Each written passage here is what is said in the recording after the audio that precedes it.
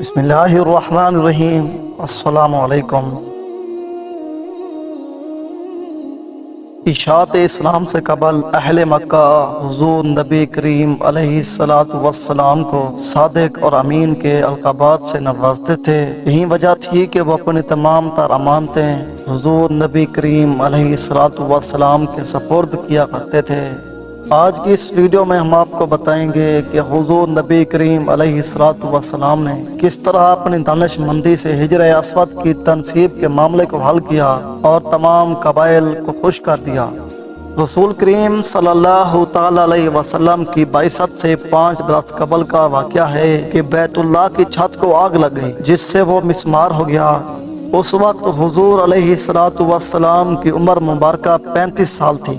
قریش نے خانہ کعبہ کی تعمیر نو کا فیصلہ کیا اور اس شگاف کو جو اس میں پڑ گیا تھا بند کرنے کے ساتھ ساتھ کعبہ پر چھت ڈالنے کا بھی ارادہ کیا۔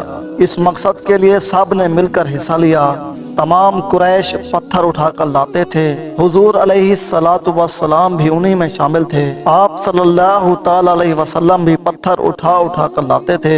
جب خانہ کعبہ کی تعمیر رکن حجر اسود کے مقام تک پہنچی تو حجر اسود کو اپنے مقام پر نصب کرنے کے معاملے پر تمام قبائل میں جھگڑا ہو گیا۔ ہر قبیلہ یہ چاہتا تھا کہ وہ حجر اسود کو مقرر مقام پر رکھنے میں سبقت لے جائے اور اس اعزاز کا دعوے دار بھی بنتا تھا۔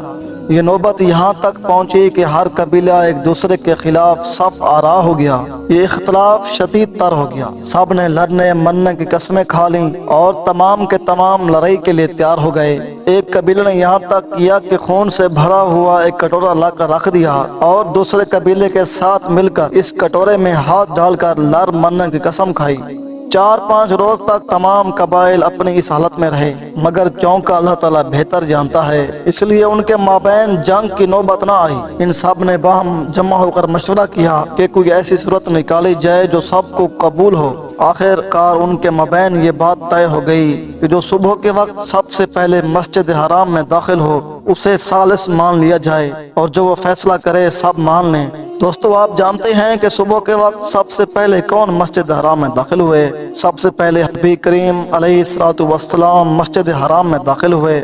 قریش نے جب آپ صلی اللہ تعالی علیہ وسلم کو دیکھا تو تمام کے تمام پکار اٹھے، یہ تو وہ صادق اور امین ہیں جن کو سب جانتے ہیں، یہ محمد صلی اللہ تعالی علیہ وسلم ہیں، ہمیں ان کا کیا ہوا فیصلہ منظور ہے۔